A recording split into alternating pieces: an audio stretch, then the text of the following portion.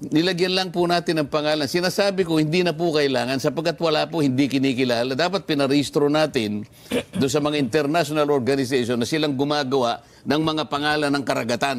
May coordinates yan. Kaya pag hinanap nila, titingnan ng coordinate, yung pala. Wala nga. Sino pagtatawanan tayo? Inililis ko lang na tayo pagtawanan ng ibang bansa sapagkat pinilit natin gano'n. Atin na yun eh. Sana maintindihan nila. Ito naman Commodore, anong pangalan ng Commodore na yan? Tariela. May gumawa ka, hindi man lang niya kasi inintindi yung pinagmulan ng pangyayaring ito eh. Wala po akong, kung gusto po, sige po, yakapin natin ang West Philippines yung gusto. Pero kahit wala po yun. Kahit walang pangalan. Kahit walang pangalan, atin po yun. Yun po ilalaban natin at huwag kayong papayag na yun po'y kunin sa atin. Iyon ang malinaw. Ayan po, isakripisyo po natin ang lahat ng buhay natin sapagat atin yan. Huwag na po nating pagtalunan. Talagang wala kayong makikita ang West Philippine Sea. Sa pangalan. Ito naman kasi nagpalala nito, etong Tariela na ito, Commodore pa naman ng Philippine Coast Guard ba ito? Coast Guard, Ikaw halimbawa. Igagamitin kitang halimbawa. Ikaw ang gumawa ng dictionary. Ano ba yung mga dictionary? Merong Webster. Ano pa? Merriam-Webster. Meron pang mga thesaurus. Oxford. Halimbawa, gumawa ka ng, pinilit mong dagdagan yun, nang wala kang pakundangan sa mga institusyon na dapat bago ka maglagay ng isang salita doon, ikonekta mo sa kanila, dapat hindi kikilalanin eh. Halimbawa, dinagdagan mo doon sa letter T, Tariela ka mo, tapos nilagyan mo ang definition. Tariela refers to, halimbawa, a person who makes hasty conclusion without verifying the facts. Okay. Hindi ba descriptive? Isang taong mabilis gumawa ng desisyon. Nang hindi mo niya pinag-isip kung ano yung pinagmulan ng pangyayari. Ibig sabihin, nagsalita na lang kagad. Magsasalita ka na lang ng mabilis. Hindi kikilalanin yung ginawa mo sapagkat kinakomunekta ka sa gumagawa ng dictionary. Yun ang ibig ko sabihin. So mga kababayan, sana po maintindihan nyo. Yan pong nagbabasa sa akin, hindi po ako nagagalit sa inyo. Ang nangyari po, napatunayan ko lang, sa dami po ninyo nagbabasa sa akin, napatunayan ko lang, talaga pong malaki po ang sigalot dito, komplikado po ito. Ang isa pa pong hindi nyo naintindihan. Halimbawa, Nelson, meron pa ba tayong oras? Meron pa. Yung kabuuan itong kwadradong ito. Yan kunwari yung ito kunwari yung totality ng ating karagatan. Yung sinasabi kong territorial sea, continental shelf, at saka yung exclusive economic zone. Yan na yan. Yan ang kabuuan. Kunwari yan na yan para maintindihan lang tao. Sa gitna niyan, nandyan ang Scarborough Shoal. Totoo naman na yung Scarborough Shoal is 120 nautical miles from Zambales. Sakup ng ating sakup ng ating exclusive economic zone. Okay. Nasa gitna niyan. So atin yun. Hindi, teka muna. Paano sasabihin, sinong nako-occupy? Sa ngayon? Sa ngayon. China yata. China. Payata-yata. Hindi mo alam. Sinakop, atin dapat yun eh. Ayun nga. Huwag natin pagtalunan kung sino may kasalanan. Nakuha ng China. Sila ngayon ang nandyan.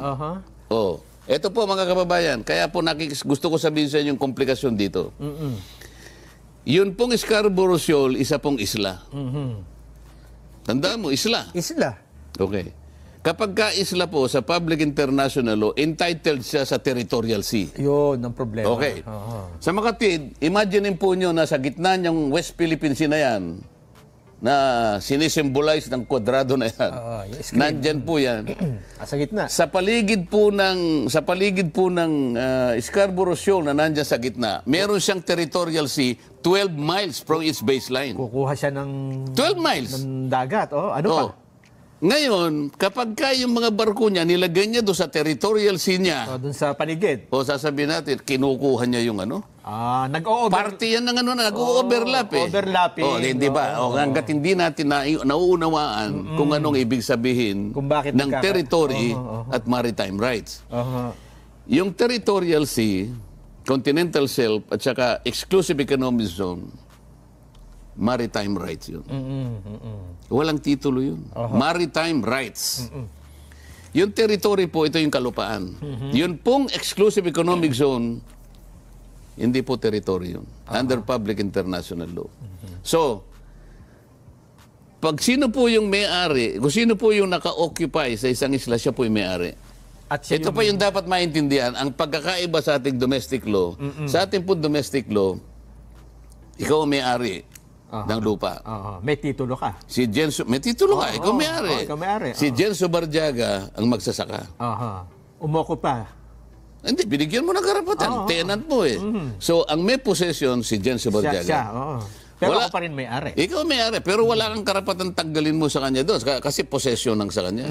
Hindi basta-basta, pinoprotection na ng batas natin. Ikokorte Sa mo domestic law natin, possession is one, ownership is another. yan. Pero kahit ikaw may-ari, hindi mo siya pwedeng paalisin. Ganun basta-basta. Oo, okay. Sa dagat, Sa international mga law, bansa, kung sinong occupant, dun sa siyang lupa. may-ari. Sa lupa. Siyang may-ari. Siya may-ari, ganun yun. O sino may-ari ngayon? China. Meron siyang 12 miles palibot doon sa isla na yon.